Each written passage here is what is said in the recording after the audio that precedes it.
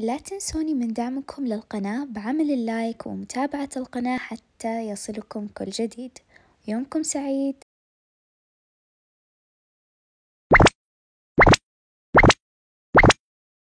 طيب إيش هو التحدي يا بسمة، وكيف نمسح بطننا زي كده زي سارة قبل العيد؟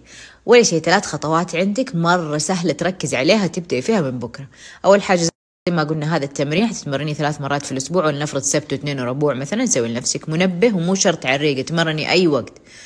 طيب إيش هو الشرط الثاني يا بسمة؟ الشرط الثاني إنك أنت تقسمي أكلك وجبتين في اليوم فقط. أوكي، الوجبتين هذه اللي في اليوم، الوجبة الأولى تاكلي فيها كل شيء أنت تبغيه. يعني مثلا تبي تشتري من مطعم وجبة، تبي تاكلي في نفس الوجبة مثلا حلا وأكل ومالح وكل شيء، كل اللي تبغيه في الوجبة الأولى. الوجبة الثانية تكون بعدها ب5 ساعات وتكون بدون كارب. أوكي، واضح مرة التحدي؟ الوجبة الثانية تكون بدون كارب، يعني بدون رز وخبز ومكرونة. الشرط الثالث والأخير، أشربي نسمتي بعد الوجبة كل يوم مرتين. يعني مثلا بعد الوجبة الأولى تشربي نسمتي، وبعد الوجبة الثانية تشربي نسمتي. بس تخيل